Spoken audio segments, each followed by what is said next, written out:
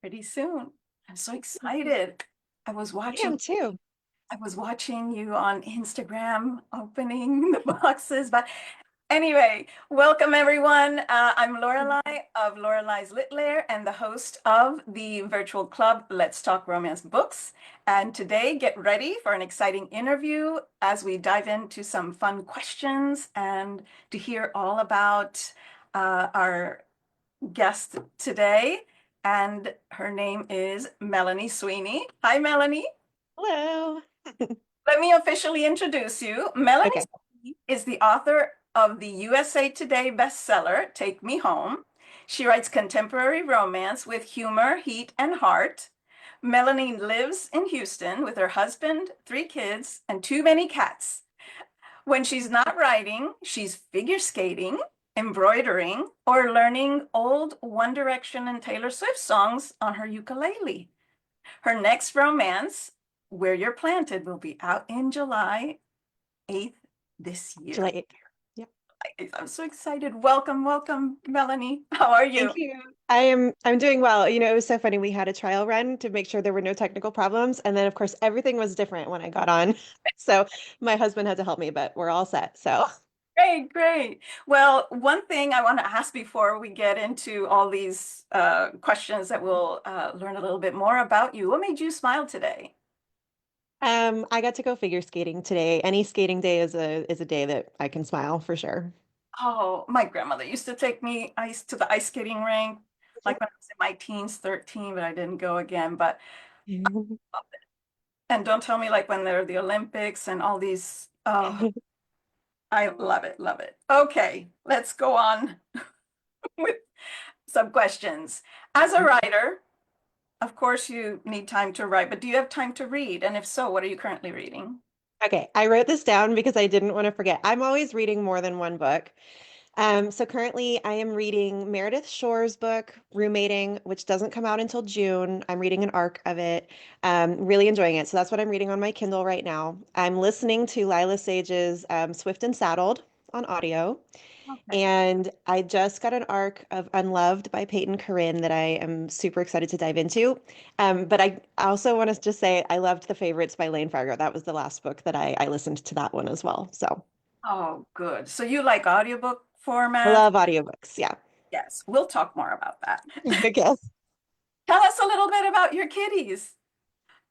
My cats, well, currently we have four that live with us and one that's kind of a floater. She was the first cat. We were not a cat household until the pandemic.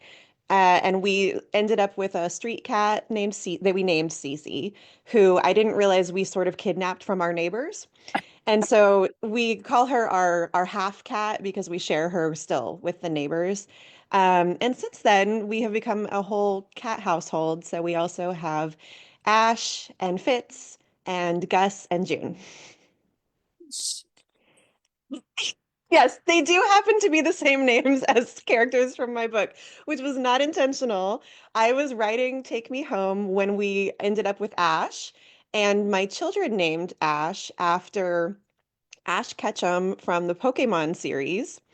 And then June is our latest adoptee. She was not supposed to become our cat, but she basically is now.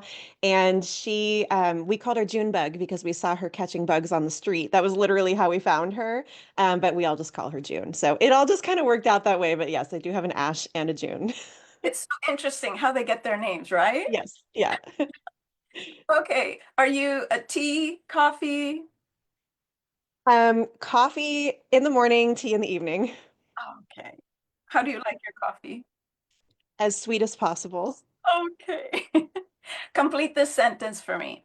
When I wake up every morning, I check my phone even though I know I shouldn't. But I am trying to start journaling first thing in the morning before I look at my phone. That's kind of one of my New Year's resolutions, and it's going okay so far. okay. Name one thing on your bucket list.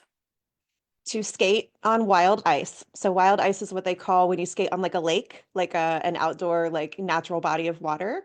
So I really would like to go skating on wild ice at some point. Oh, wow. That's, I've seen it always in the movies. Yeah, somewhere safe, somewhere with like good thick ice.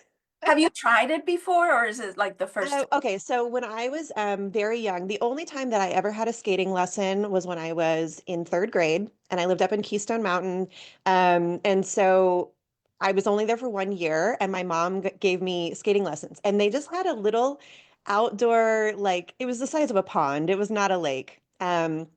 And there was a lady that my mom paid, like, I don't even know, just gave her cash to like teach me a few things. And but it was man-made. It wasn't on a natural body of, it was like they just like put in a barrier and sprayed it and let it freeze. And that was what I skated on. Wow, that's fun. Yeah. Okay. Weirdest or unique thing you own? Okay. Oh, wait, it's right here. Um, so I own like 20 pairs of leg warmers. Oh, These are my newest ones. They're just plain like maroon. yes. But I call them my emotional support leg warmers because I'm always wearing them. Oh, wow. You brought me back memories. I remember the leg warmers. Yeah, they were so popular when we were, kids. I Yeah, think yeah, they should be popular. They're so cozy. They're like little blankets for your legs. I mean, they're like socks, but you know, yeah. I think we should start a trend. bring them back. I love them. Do you have any hobbies or particular skills aside from reading and writing? Any? Right. Well, yeah, you mentioned them in my bio. I actually just taught myself how to crochet because my daughter wanted, I have twin daughters who are both 9, and one of them had really wanted one of those like woobles, the little crochet kits where you can make like a little animal. She Yes. doesn't know how to crochet, but this was like all she wanted. So her entire Christmas list was crochet animals. And then she opened them all and was like, she started to try to learn how and got so frustrated that she ended up not even wanting to do it. And so, in order to try to help her learn how to do it, I was like, I guess I will teach myself how to crochet on Christmas Day. And so that's what I did. And she gave it up, and I've been making scarves. Oh, I'm so tempted to try that. It's I've, fun once you know what to do. Yeah, at first it's a little frustrating, and then it's pretty easy. yeah, I've crocheted like little sweaters for my pup, mini Oh. Pomeranian. She's only like 8 pounds, so she's tiny. A lot of hair. But yeah, I, Yeah. I've I think it's time I make another one. Yeah. Anyway, so now let's go to talk romance. Mhm. Did you always dream about becoming an author? And if I so, did. did. And then Mhm. explain why and why romance. Go ahead. Okay.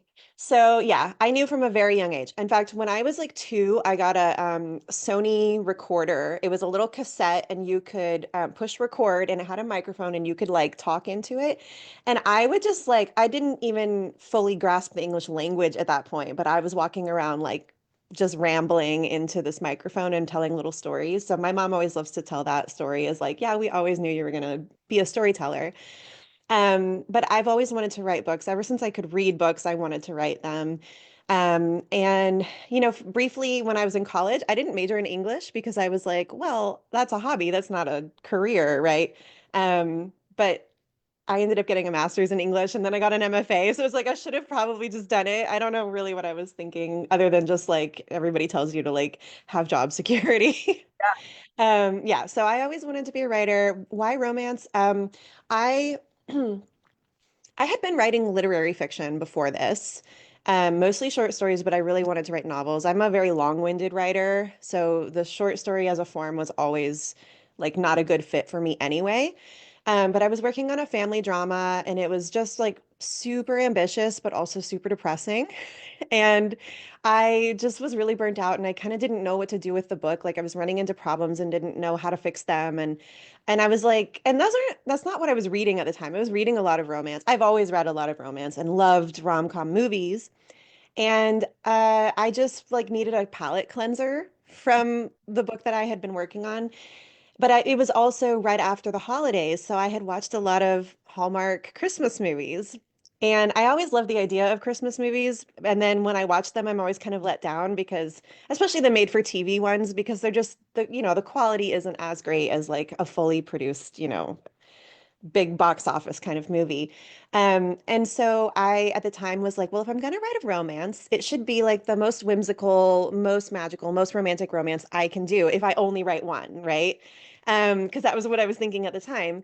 So I decided like a holiday romance is all of those things. And because I had been complaining about how they're not as good as I want them to be, like the movies, not the books.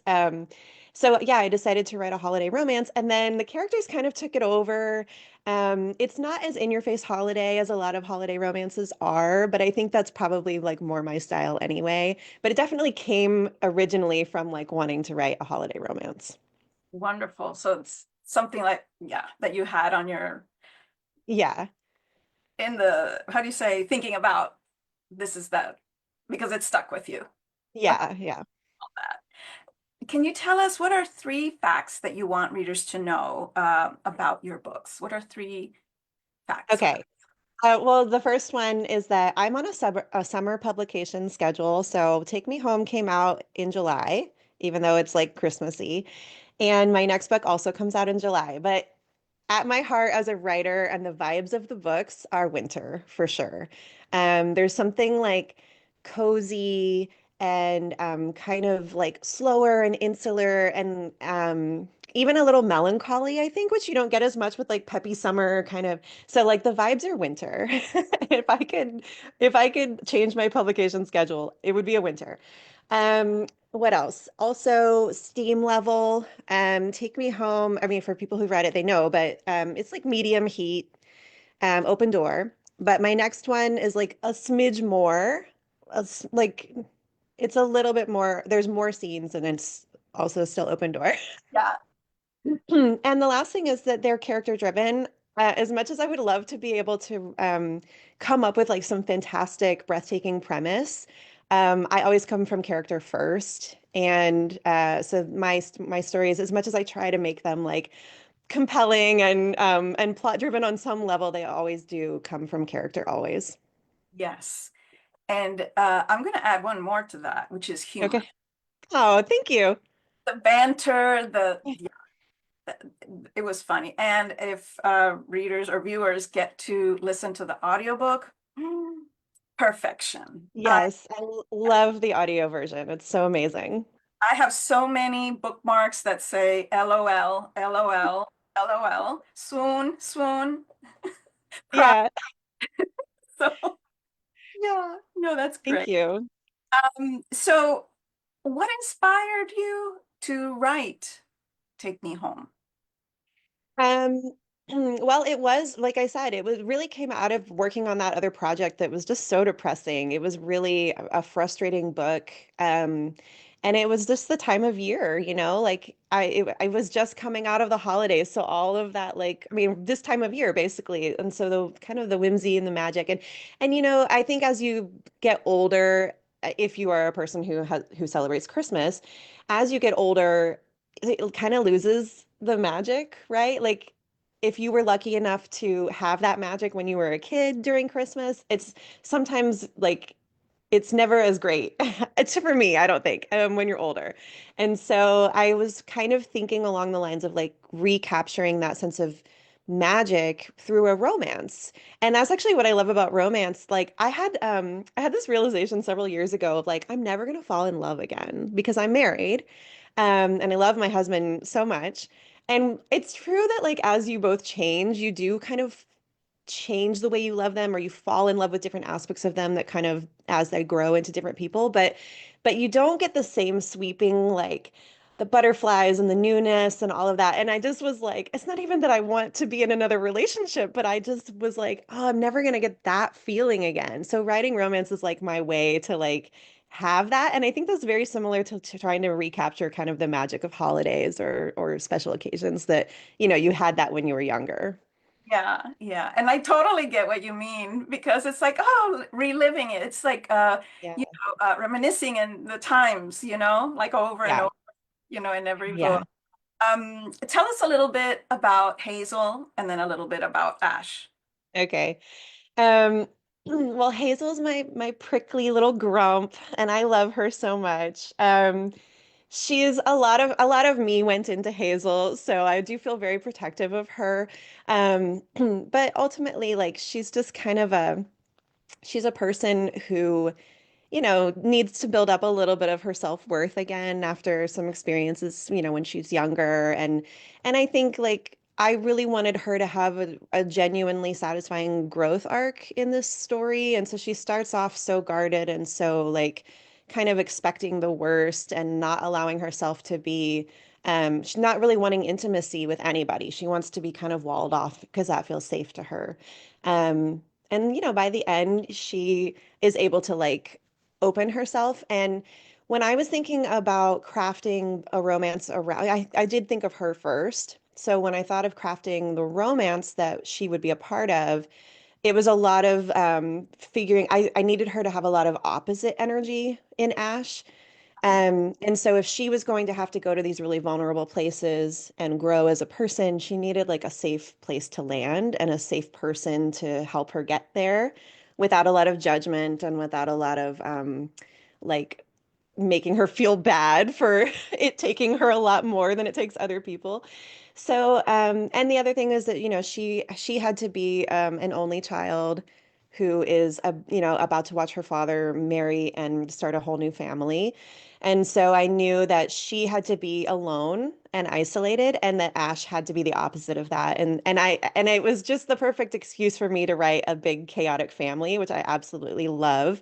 And so letting him have that really cozy home with a lot of intimacy with his sisters and with his parents was kind of the counterweight to Hazel's experience. And then she gets a little taste of that with him, and he can kind of see like that she grew up in this totally different kind of environment than he did too.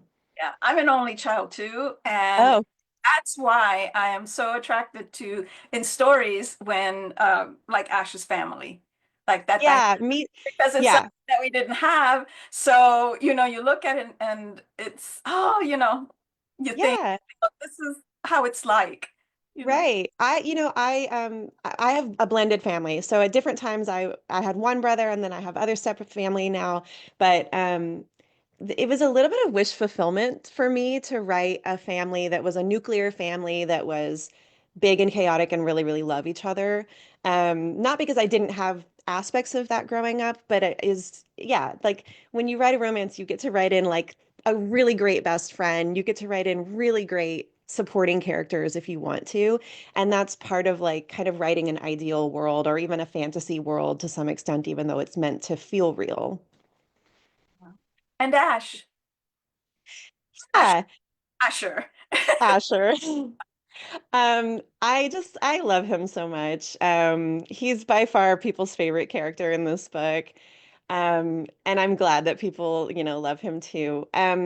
Yeah, I mean, I will admit, like he did arise out of needing to be the factor that sort of helps Hazel grow, but I wanted him to also have his own growth as a character. And I think it's a little more subtle because hers is so extreme. It's really in your face that like she's got to learn some lessons. But with him, he's a caretaker and he's loyal and he needs to learn how to um protect himself on some level and to kind of like let go. Like he's got his hands in so many different aspects of his family's lives and that feels important to him because he loves them, but like he hasn't let them kind of grow and take care of themselves in some ways. And so him learning that lesson and one of my favorite lines in the book is when his mother says, you're living like you expect the sky to fall and you're the only one who could hold it up. Um, and to me, like that's Ash in a nutshell. Wonderful. Yeah, I love Ash. His family. I love the whole book. So that's what I'll say. What do you hope readers will experience or gain when they read your books? Yeah, I hope that people feel seen in a way that maybe they don't always get to feel seen in the world or the parts of them that maybe we don't want people to see. So I'm always looking for like that little vulnerable thing that we don't always want to show everybody. And in this case, I think it's pretty obvious, like it's the people pleasing and the conflict avoidant, like Hazel, kind of all the daddy issues of it all. Um, but I think, on a smaller level, some other little moments too of just like in an early relationship, those feelings and the way like it can feel so scary to open yourself up to somebody new. And so I think just finding like new little things that are real to like put words to that maybe people don't always have words to them. And the other thing is I used to think like, oh, I want to make people cry. I want to make them feel, you know. But I have I have realized in recent years it's actually way harder to make people laugh. So that's actually when you said that, that's like the highest compliment to me is to make people actually laugh and feel good. I think that's actually a lot harder to do. So yeah. Definitely. Now, tell us about your next book. Okay. So the next book is called Where You're Planted, and I just got my ARCs. They I just know. arrived this week. I'm so excited. Okay, so this book was inspired by a true story. I live here in Houston, and I lived here during Hurricane Harvey, which catastrophically flooded huge portions of our city, including my local library and the botanical gardens that are right next to the local library. And that library was flooded so badly that it didn't reopen, and they had to move the library into a tiny shed inside of the botanic gardens. And literally, that's the premise of this book. So, a hurricane comes in and floods these two places.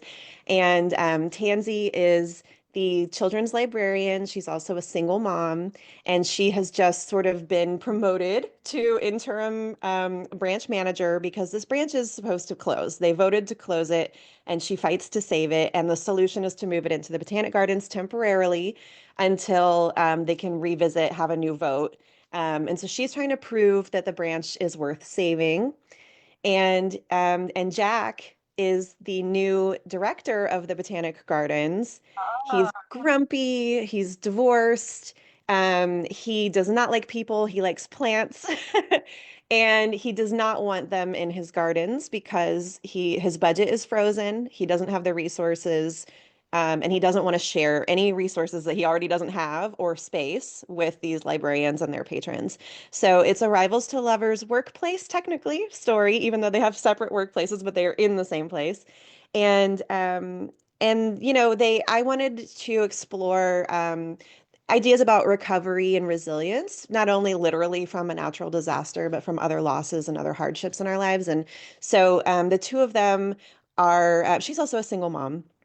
And so the two of them are uh, they're both kind of the leaders of their own like workplace, and they have to learn how to like work with each other and develop kind of a partnership, a professional partnership that then, of course, it's a romance, so it becomes a romantic partnership. And yeah, it's like a feel good, but it's spicy. It does have some heavy topics. I mean, it literally starts with a hurricane, so. But ultimately it is a romance and it should make you feel good by the end. hmm. Well, I'm definitely looking forward to that. Now, do you have anything coming up? Are you working on something else? Can you share? Okay, so I'm not currently under contract for my next book. I'm only under contract through Where You're Planted. And I am working on kind of a passion project right now that my editor has already said no to.